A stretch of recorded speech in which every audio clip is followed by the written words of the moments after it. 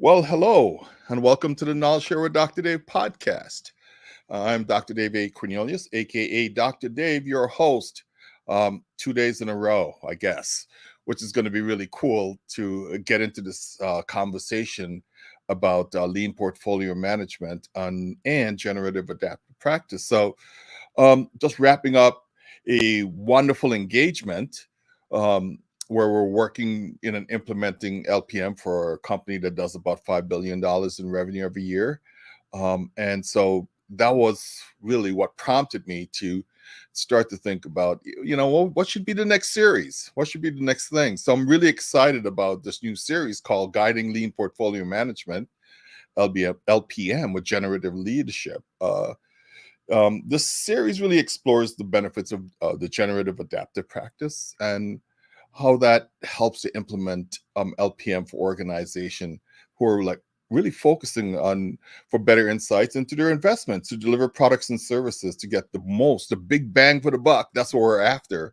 And so we know leaders have this great fiduciary responsibility um, on how investments produce value for customers and the organization. And oftentimes you run into the status quo that says, hey, we just do annual budgeting and that's good enough. And we'll figure out, all of the goodness in terms of how we want to do our investments.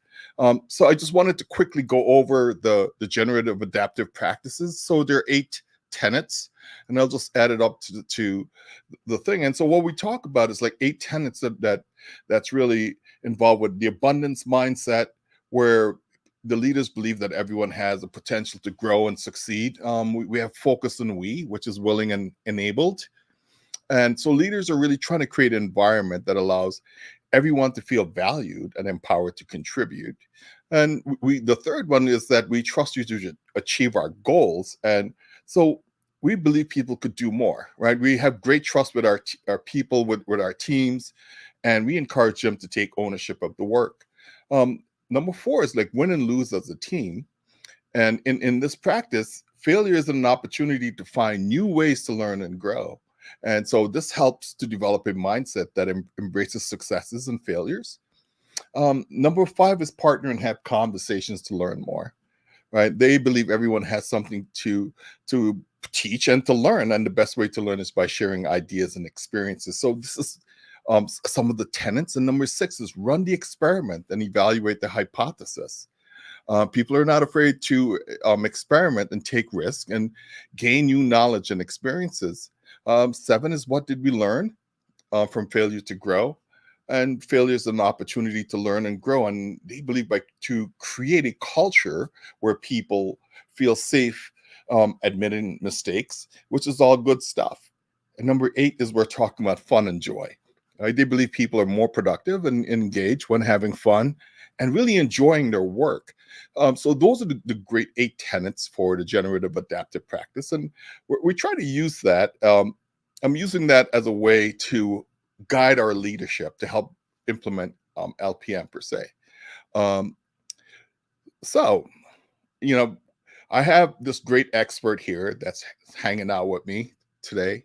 He I just can't wait for him to come on. And, we have Luke Homan, who is from Applied Frameworks, um, and he's a safe fellow. So, Luke, what's going on? Hey, Dr. Dave, I'm so happy to be here.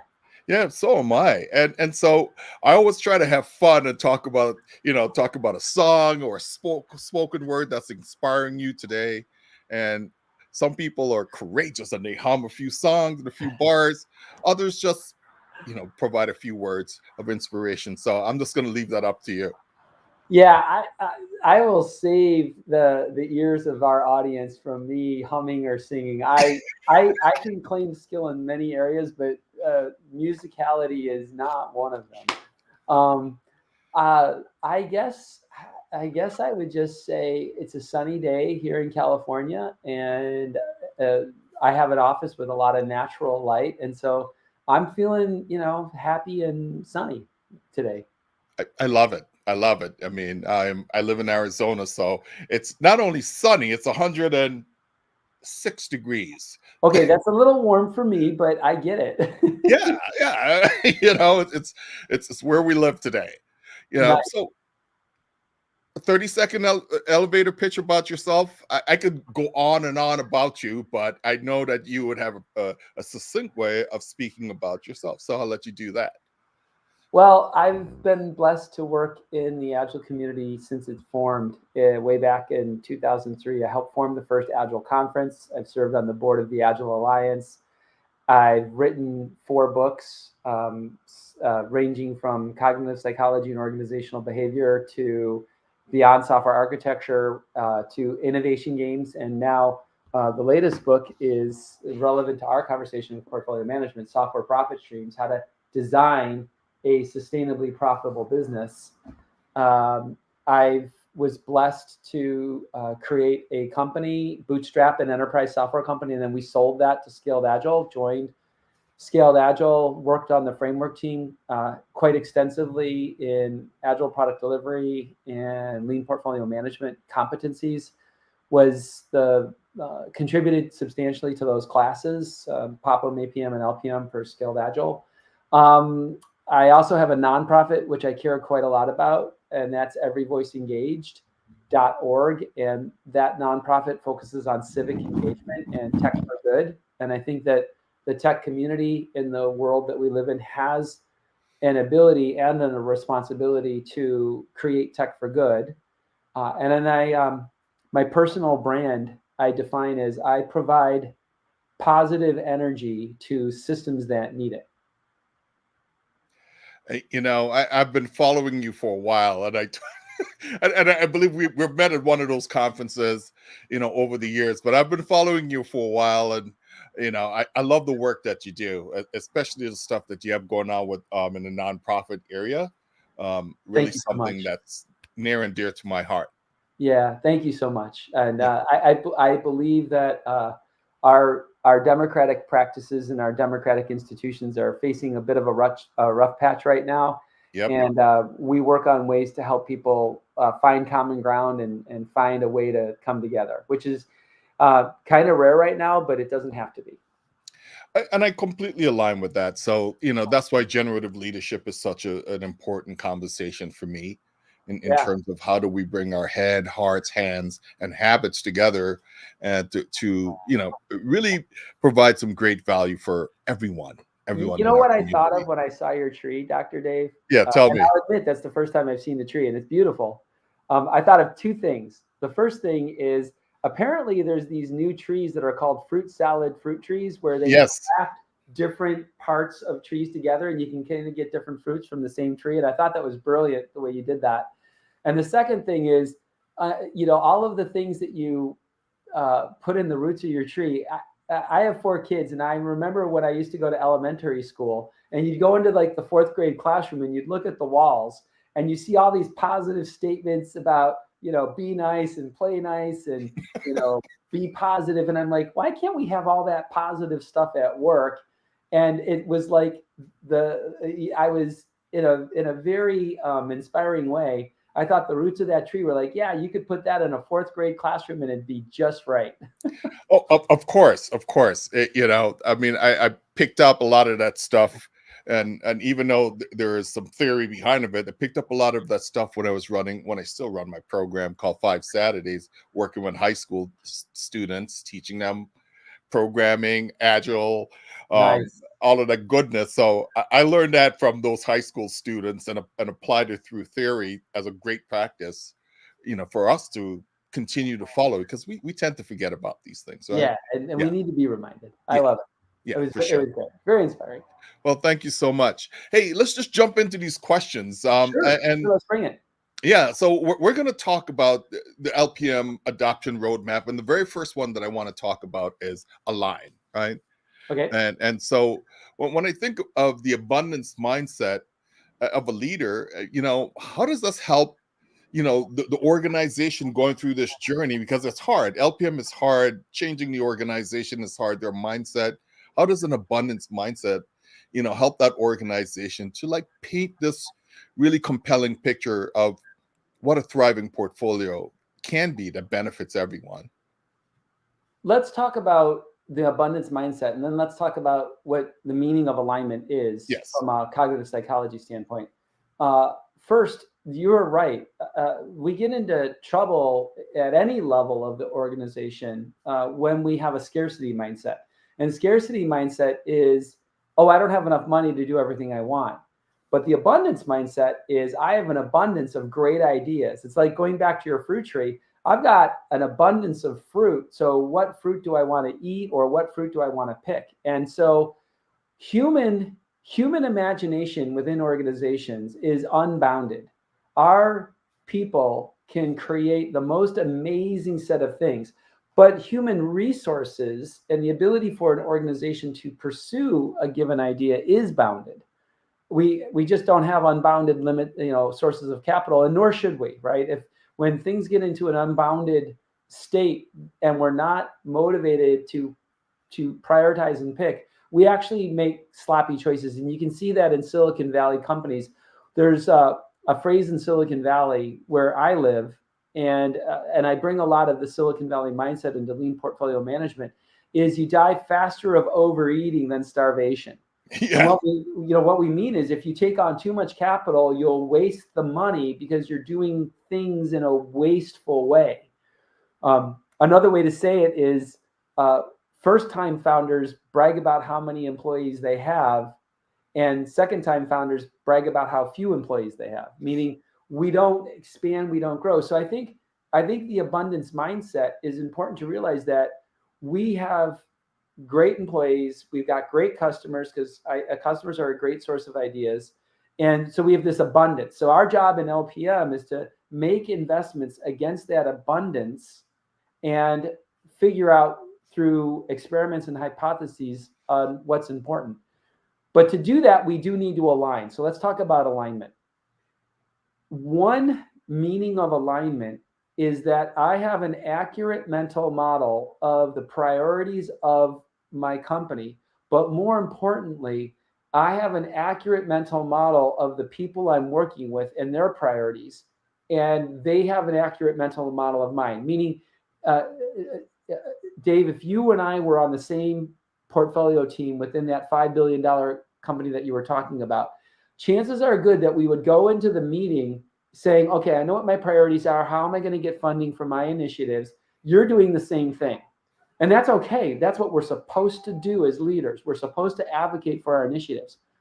However, the organization is benefited when, as I'm in that process, I'm saying, okay, I know what my priorities are, and I have an accurate representation of Dr. Dave's priorities, and you have an accurate representation of mine.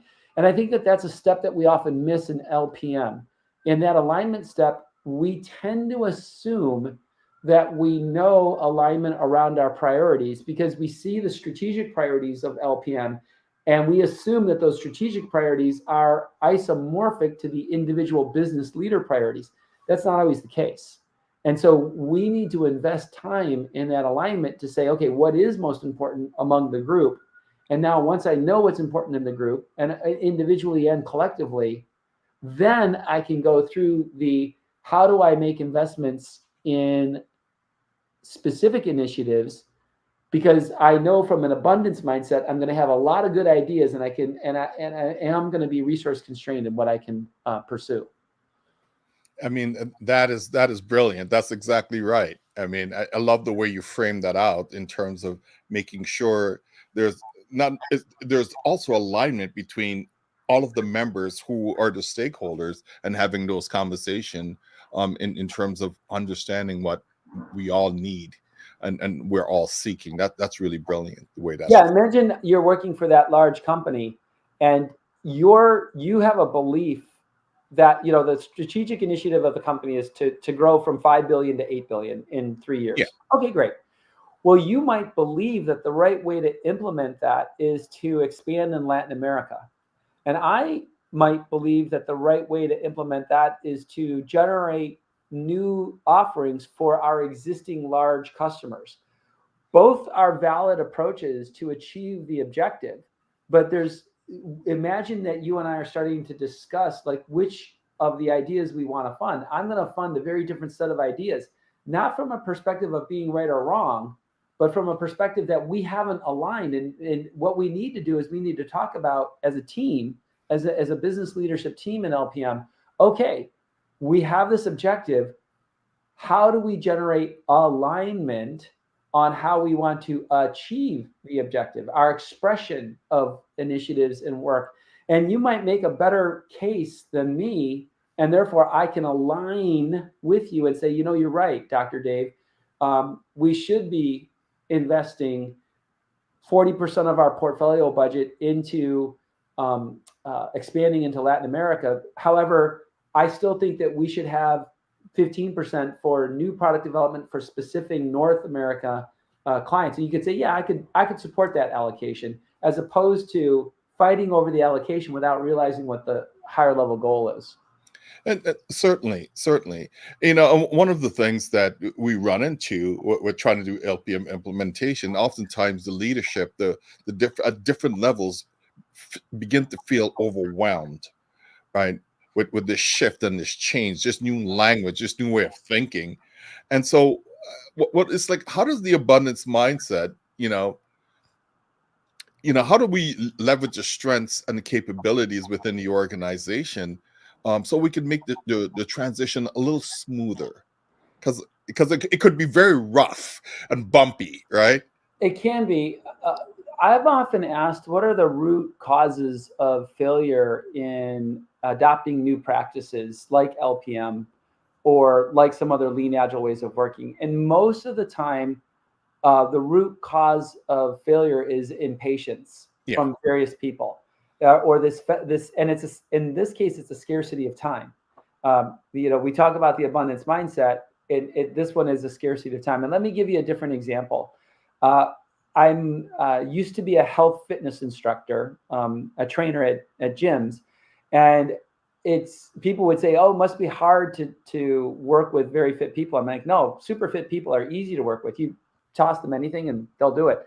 It's more challenging to work with people who are less fit and becoming more fit, because they're changing habits and it takes time. And my rule of thumb as a trainer was, I need 1 week with you for every month that you've been unfit. So if I said to you, hey, you haven't worked out in how long? And someone was truthful with me and they said, it's really been like 4 years since I've really had a good fitness regimen with good health habits, et cetera. And I'd say, great, that's about 48 weeks. So over the next year, this is what we're going to do. And they'd be like, no, I want to get it done in 2 months. I'm like, yeah, but you won't. Yeah. Right? You just won't. And so with LPM, I don't want to dissuade anyone who's listening from working diligently towards the objective. But if you're not going to steer quickly a $5 billion organization, and nor should you, because there are existing practices that got you there that are successful. And I want to also bring this up about LPM. When agile people like us go into an organization and help them adopt agile practices on the technical side, many times those practices are brand new and you just hit the ground running, like, oh, wow, I didn't know what test-driven development was. And once we've learned it, we can just start using it. Or, oh, I didn't know the advantages of stable teams. I was moving people around based on project-based funding. And you adopt that, and you can get some pretty quick benefits. Or I map out my continuous delivery pipeline, and I realize that I don't have enough resources in my deployment arena, so I could do, say, rolling deployment. Right. Again, those things are very, very fast implemented. And when I mean fast, I mean, in the scale of 0 to 6 months. But LPM, by definition, a successful organization is going to have a process of portfolio management. There is a process that exists within the organization today before you do anything with them. And so what we need to do, and what I advocate, is have people map out their current portfolio process, because there's going to be some practices that are good in the sense of developing high impact results and aligned with lean agile ways of working. And there are going to be some practices that are maybe outdated compared to lean agile ways of working. And that way I can take the practices that the organization has adopted that are working and that are effective and that are aligned with where we want to go and build on them. Because unlike a dev organization where I'm going to maybe be, in a sense, changing things more rapidly or more substantially, with portfolio management, moving into lean portfolio management, I can take a little bit more time, map out what they're doing now and say, hey, you know that monthly meeting that you have? Well, this is what you're doing in the monthly meeting. And you're looking at, status reports this way. We're going to keep that monthly meeting, but we're going to change it to this. So I keep the cadence, Yeah. but I Yep. improve the process. Yeah. That makes a lot of sense. And one of the things that you try to keep in mind is that most of these companies were successful before we even introduced, lean agile ways of working. They're making money, right? Yeah, 5 billion. You're doing something right. Yeah, there's something right. I mean, but also part of this journey with leadership is sometimes and at different levels they have this fear of loss of control with LPM. And sometimes we try to frame it in terms of decision rights, right? I would think that that's the right way to frame it. Yeah, Um, the reality is that all organizations have a certain degree of authority granted to employees, yeah, even without LPM. Years and years and years ago, I worked for electronic data systems. And when I started at EDS, it was a very low level job. And then eventually I worked my way up to be a developer. And then I was a manager. And then I was a director. And then I was a VP. And at each level, my ability to make decisions on financial matters increased. When I was a developer, I could spend zero money, right? I yeah, had no authority. When I was a manager, I had several $1,000s, but a modest amount. By the time I was a VP, I had hundreds of thousands of dollars of authority in my decision making process because I had 60 developers reporting to me, and I was responsible for hardware. It was a subsidiary of EDS that did credit card processing. So I was approving things like Tandem Cyclone mainframe computer purchases, right? So every organization already has a concept of decentralization of control. So when they hear what LPM is talking about with decentralization of control, sometimes safe people will actually do ourselves a bit of a disservice because we make it sound like a more radical change than it actually is. We're like, hey, you got to decentralize decision making. And the executives are like, what I prefer to do is I like to say, hey, look, chances are you have some degree of decision making authority already distributed. How's that working for you? Let's look at that. Because what's unspoken is that we never treat people uniformly if we care about them. Meaning, if I'm a parent, I got 4 kids, right? yep, If I love my kids equally, I treat them differently. And the same is true of organizational design. If I care about the growth of the leaders within the organization, I'm going to treat them differently. And one way that I treat them differently is I have some parameters and guidelines of decentralization, but the experience level of that person is going to help guide just how much decentralization of decision-making authority am I going to give that person. And so organizations, large organizations like your 5 billion, trust me, the VP in that organization is not going to, I hope not, but they're not going to approve the purchase of a book by a given person or, some office supplies. So they've already learned how to decentralize certain decisions. So once again, instead of telling people we're going to blow up what they do, let's help them understand the nature of decentralization in SAFE and the nature of decentralization in lean portfolio management. Let's talk about how we decentralize many decisions and certain decisions we centralize. We would never, for example, decentralize to the individual organizations picking a cloud provider, right? Anyone can pick their own cloud provider. Really? yeah. Yeah, not going to No, happen. Because a $5 billion organization has enough gravitas that they can go to one of the major cloud vendors, say an Amazon or Microsoft or Google or Google. IBM or Yep. Oracle, and that organization is big enough to look at their existing investments. And I'm not trying to promote one company over another, but let's say they're a big Oracle shop. Well, at $5 billion of revenue, right, your IT spend is going to be at least 200 million, maybe more. Well, you can go to Oracle and you can start to negotiate in a way that's advantageous for your company. And so you're going to centralize decisions like what is our Uber cloud provider platform, and you're going to decentralize other decisions. And we talk about that in SAFE quite a bit, but the reality is large successful organizations already have a perspective on centralization and decentralization, and we want to support them in that process. Certainly, certainly for sure. And as we continue in this conversation, we talk about this stage or step of a line in building trust and building buy-in with the leadership and other members of the organization. So if we think about the abundance mindset, how can we leverage that to engage members of value streams, other leaders, partners externally, to build like a strong LPM foundation? Well, my favorite activity, and then something I'm well known for in the Agile community, is participatory budgeting. Yes. I've been doing participatory budgeting at all, at any possible configuration you can imagine, from large corporations making decisions on significant portfolios to cities, to schools, to nonprofits, to families, helping, my kids when they were still at home. My kids are out now, but we would do participatory budgeting for helping plan our family vacation. Like, here's our budget. And if we go to this place, we're going to consume so much in travel, which means you can't do as many activities. But if we go over here, we're going to consume far less in travel, which means you could have more in activities. How do we want to do this?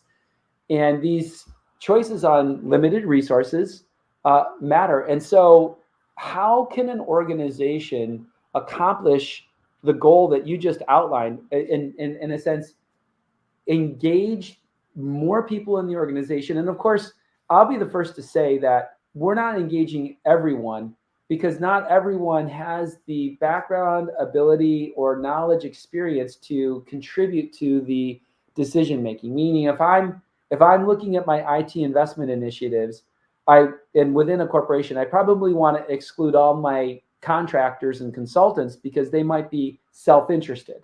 Yeah. I'm probably going to exclude people who may be just, in a sense, frontline employees, or people who are new to the organization who just don't have enough experience. But there's going to be dozens of people who I want to have involved in that decision-making process.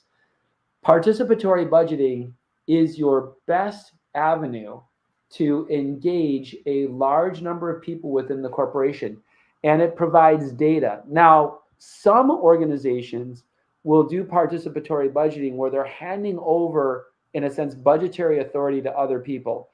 That's a pretty progressive or pretty strong use of participatory budgeting.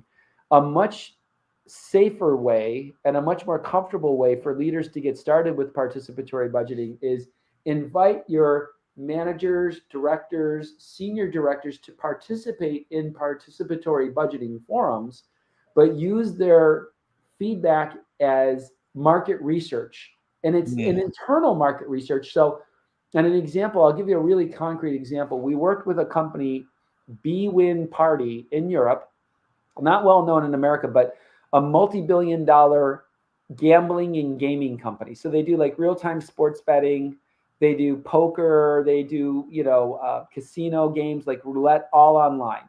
And in Europe, that was legal way before it was in the US. And so they have these three divisions, and we knew what the leadership wanted to fund because we did participatory budgeting with the leadership. But then we extended that and we included managers, directors, and senior directors. And then what we did was we would compare the results for the leadership team and say, this is what you think, but here's what the extended team thinks. Okay, that's interesting. So what we found was that there was a significant degree of overlap. Great. But there were a couple of differences. And sometimes the differences were that the leadership team hadn't explained the initiative well enough. And sometimes it was that the lower level people, the more feet to the street people, saw things that the leaders didn't. And by using this as a data acquisition, you're Mm. still retaining control as a leadership team, but you're giving yourself the opportunity to make more informed decisions by getting more voices engaged. No, that's wow. That's a great experience to share in terms of how that feedback loop continually allowed the organization to grow and the leadership to become more aware of different things that's happening within their system per se. So that was really good. Yeah, and if you even, and our data shows that even if leaders choose to fund initiatives that are not supported by the broader organization, the act of engaging them in participatory budgeting gives them insight on how to communicate that choice. Hey, look, we know everyone thought this was a good initiative. After looking at all the data, we're not going to do that. We're going to do this one. And here's why. And by what we find is that leaders who are, say, directors or senior directors, those people are adults, Yeah. and they'll look at that feedback and go, oh, okay, I'm maybe a little disappointed that my initiative didn't get funded, but I can support what the choices were because I know I was heard and I know my feedback was incorporated, and I have specific feedback from the leaders on why what we thought was important was not chosen. Yeah. I mean, that really matters, understanding the why. Yeah, right. I mean, that is a It very counts. foundational thing that as human beings, when we could get that, oh wow, it makes a difference between the trade-offs that you're open to accepting. And a lot of a lot of lean portfolio management you can equate to your pair bond and your family, and I Yeah. do that quite a lot. Um, with your kids, when we're tired and they ask for something and we say no, they'll say why, and we just go because. Yeah. Well, that's because we're tired, and it's not a very satisfying answer for our children. And I found that I I'm not like, at all a perfect parent for sure, but I found that my kids would work with me better when I could say, here's why, right? Dad, can I have the car till 12 tonight? No. Why? Well, it's 4th of July, Yeah. and and there's going to be firecrackers, and it's a more dangerous night, so I'm just not comfortable. You can stay out till 11. Well, Dad, I'm admitting that I'm not comfortable, and I'm telling you why, for the reasons why, but it's not going to happen. Um, and then the other thing is, we forget in market research, like a lot of market research is based on surveys. Yeah. But what we forget is our opinion of what is important is based on the opinions of others, meaning we're tribal creatures. And what we want to do in lean portfolio management is that, the value you talked about, we in the tree, when we make decisions, it's because we're a tribe. And in a tribe, the opinions of others actually influence our opinions. Like sometimes you can see leaders go, look, I don't know this area as well. These two initiatives seem about equal. Can someone in the team help me make a decision? And someone might say, well, let me advocate for this. And someone says, well, let me advocate for this. And now I'm getting educated. I'm having a conversation and I'm learning more through the interactions. And eventually I'm going to have an opinion, including the opinion that the right thing to do is for me to give my opinion to Dave by letting Dave have my funds in participatory budgeting or something similar. So the higher level point is, when we're looking at complex initiatives and complex choices, the opinions of other people in that team, in that small tribe, actually do matter. And creating mechanisms, which LPM has many mechanisms to support that human dialogue, is incredibly important to creating better decisions. Yeah. And not to mention the learnings that comes out of those conversations, right? Yes. Yeah.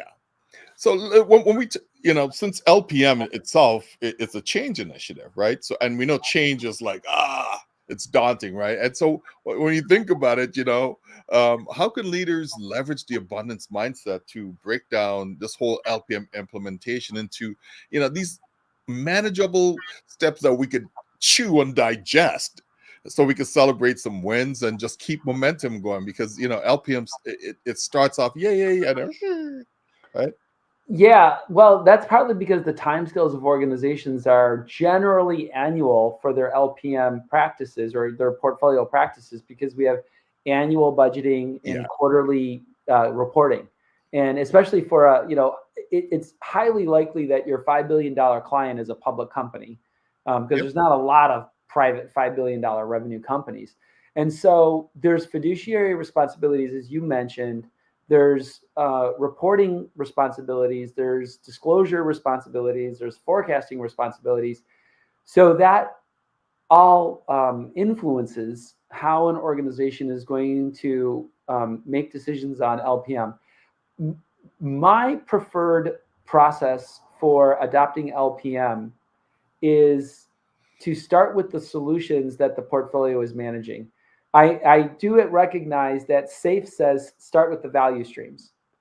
Um, and I am a SAFE fellow, so of course I'm going to support SAFE, but I adjust it a little bit. I start with the solutions, and then I work backward into the value streams, and then I work into the horizon thinking so that I can map my solutions by horizon. Mm. The reason I do that is because executives know their solutions more thoroughly than they know their value streams.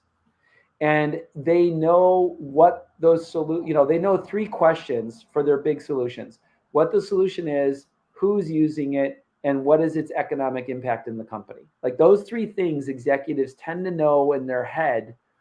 I know this is this solution, it's in this part of the life cycle, it makes this much money. I may or may not know if that solution in SAFE terms has an art comprised of 6 agile teams or 3 agile teams or 9 agile teams. I don't know the teams. I just know the other stuff. And so what I find is that some, say, less experienced agile, or say some less experienced SAFE consultants will come in and they'll be like, well, let's start with value streams. And then executives are like, oh, that's not how I think. And what I find to be more effective is to say, hey, look, you know your solutions in your portfolio. Let's just enumerate them, identify them, map them by horizon. And now let's start talking about which ones are doing well and which ones you might want to invest more in and which ones aren't. And then the other part of that is I know a lot of agile and SAFE consultants will start with how many projects do you have going, because we're moving from a project to a product mindset. Yeah. Well, again, a project is associated with a solution. And in SAFE terms, a project often becomes either a solution, we just recognize it as a solution, or B, we recognize it as an epic. And that epic then further decomposes into a business epic, which is associated with a solution, or an enabler epic, which often is associated with a solution or multiple solutions. So my advocacy for that quick win is to help people see their solutions as opposed to their value streams, and then start to talk about that solution mindset, which is isomorphic to the product mindset. Mm. That's really cool, man. So, that's a really interesting way to look at it, because the book says go this way, the expert says here's a better way to do it, right? Well, it's an alternative way. It's An basically like, alternative. That's yeah, we're yeah, climbing the mountain, yeah, and the book says take the east face, and I'm saying take the south face. yeah, yeah, But we're going to end up at the same place. certainly. As we wrap up here, what advice would you give to a leader who wants to cultivate, this abundance mindset within the whole LPM team? Well, you mentioned something earlier, which just a few minutes ago, which I think is something that we can pull the thread on, and that is how do you create some small wins in this journey? Yeah. And there's research from the organizational behaviorist Carl Weick, Weick, and he wrote a very influential paper in the 70s about social change called The Strategy of Small Wins. And Mm. it actually underpins a lot of agile, right? I mean, if your sprint is done right, or your iteration is done right, it feels like a small win. I made a small improvement either an increment or an iteration, but a sprint should have a kind of a happy ending. And similarly, a PI should have kind of a happy ending, right? I made something better. And so, from your standpoint, and what you said is, how do I create an abundance mindset? Well, I feel more abundant when I have a small win. And so I would look for that small win by starting by taking the LPM, and I think of it as unrolling the processes. So going back to the first step in my LPM journey is I have people draw out their LPM process. Like, what are you doing today? Then I have people tell me about their solutions, and then we start to unroll the safe practices relative to their current practices. Many times we can keep the cadence, but we change what's happening in that meeting. And many times we can start to really talk about their solutions in a way that they understand. And then we can get to the value streams, and then we can get to some other things. Because right now they are funding what we would call a value stream and safe. It may not be as clean as we like. Maybe their program board has more dependencies than we would like, but they're effectively doing that. And so rather than trying to walk up to people and say, you're not doing this and you need to, we're going to say, hey, let's look at those things that you're doing that we can enhance. And that's that small win mentality. No, I love it. It's leveraging the principles of also positive inquiry in learning more, as opposed to blaming or demeaning people's capabilities, right? What That's they're doing. Hey, they're making money. We know they are. That's why we're here as consultants, right? Right? Facts. And Yeah. too many, it's funny. I have consulting friends, of course, in the Bay Area, and you'll go to a cocktail parlor, and you'll hear that, like, this is what I think, so and so should do. This is what I think Apple should do. And I'm like, yeah, I don't think you know how to run a $1 trillion company. No. Which is a fact, Right. Yeah. So I want to ask you something about what do you have going on the grill? I know that's one of your fun spaces, or used to be anyway. Oh, yeah. Yeah. Well, being yeah, I love my grilling, and that's a funny thing. So just Saturday, I'm sorry, just Sunday. So I was in Amsterdam last week, and then Saturday we flew back, and then we had some friends over for dinner on Sunday. So I grilled my tequila lime marinade steaks, which I would share. If you want me to send it to you, you can post it in the show notes. Yeah, send it to me. I'll It's be a happy really to share it. Yeah, it's a really great steak, a quick marinade, because the lime juice will soften the steak pretty quickly. And I also grilled dried fig and pork kebabs with a balsamic glaze. And so those were the last two things I grilled. But yeah, grilling is, it's, fire. And Yeah, I remember us having. I think we had this conversation somewhere. I just can't remember where. So that's why I brought it up. oh, what are you doing? What have you been grilling lately? I am a pescatarian, so it's all about salmon Ah, and fish and scallops and also the different types of seafood. So well, that's scallops are pro grilling, because a lot of people will overcook a scallop on the yeah. grill. I mean, you got to be careful. Yeah, I love using lime as well as a tool for help to cook things a little faster. So maybe you only need to put it on for about 3 minutes, and scallops are about 3 minutes, and then they're perfect. That's right. Yeah, I'm down with that. yeah, Yeah. Yeah. So the next grill will be, I'm sure it's going to be salmon or some other stuff. But yeah, grilling is, it's how men cook. And I yeah. know that's very, very um, uh, gender specific. And I apologize to everyone. It's how this man cooks, not how all men cook. That's right. Certainly, there are some great women grillers, all that kind of stuff. So I apologize for being a little cavalier with that statement. Well, great, man. So I just want to say thank you so much for giving your time so generously today. I know you have many other things and many other options, but thank you for sharing this moment with myself, and as well as with the people that listen to my podcast. So anything else you would like to add in terms of like plug in your book? So you can send that to me for your show notes. Anything you want to plug before we go? Uh, Yeah, I would say that. Well, first, thank you very much for having me, and thank you for everyone who's listening for listening. I would remind everyone to remember to kind of go slow enough to be uh, sticking with the change and fast enough to create a few wins along the way. And there's a bit of a balance there. But remember that successful organizations got there through the choices they've made. And we're not here to blow them up and say, somehow you've done something wrong. We're here to say, you're doing well, but if you adopt these lean, agile ways of working, we think you can do a little better, and that's almost enough to get things going. Great. That's great advice to share. So thanks a lot, Luke, and we'll talk again soon. Thank you, sir. All right. So I want to just say, it's just really great having this conversation with Luke today, Luke Homan. I've been like following him around, reading all of his stuff. It's just really a big fan of the work that he has been doing. And especially, some of the work that he's been doing with First Root. I think that was one of the things that, that I really appreciated, being able to read some of those white papers. So some of the tips that I pulled up, and I was thinking about, that we should look at all of these challenging scenarios, or approach them anyway with empathy and some level of change management to help people move along. That just remember that building trust takes time, so adapt to change gradually. Small steps, incrementally.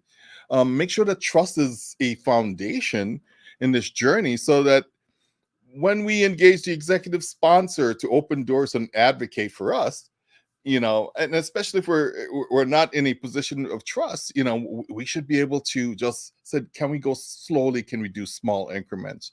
Strive to understand. Take time to understand the source of any of the concerns that people may bring up. So, and also just embrace an experimental mindset. Begin with small, quick wins to build trust and pave a way for future progress.